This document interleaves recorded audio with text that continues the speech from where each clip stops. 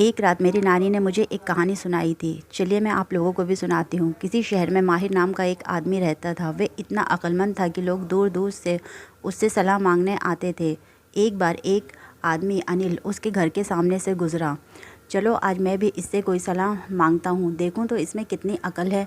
माहिर से मिलकर अनिल ने माहिर से कहा कि मुझे ज़िंदगी जीने का कोई गुण बताइए। माहिर ने कहा कि कोई भी सलाह फ्री में नहीं दी जाती है। मेरी सलाह के 500 रुपये हैं, वह दीजिए फिर बताता हूँ।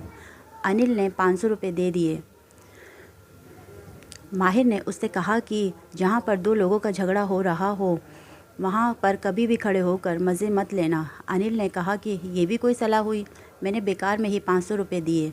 माहिर ने कहा कि अगर तुम मेरी सलाह पर अमल करोगे तो हज़ारों रुपये बचा सकते हो। अनिल वहाँ से बड़बड़ाता हुआ चला गया। बहुत दिन गुजर गए। एक दिन बाज़ार में अनिल ने देखा कि दो लोगों का झगड़ा हो रहा था। वह भी वहाँ खड़ा होकर उनकी बातें सुनने लगा। पहला कह रहा था कि वो ज़मीन पहले मैंने देखी है, मैं ही लूँगा। दूसरा कह रहा था कि वह ज़मीन सालों से मैं लेना चाहता हूँ, मैं ही लूँगा। बातें करते करते दोनों एक दूसरे से हाथापाई करने लगे। अनिल को ये सब देखने में बहुत मज़ा आ रहा था। वह भी वहाँ खड़े होकर उनकी लड़ाई के मज़े ले रहा था।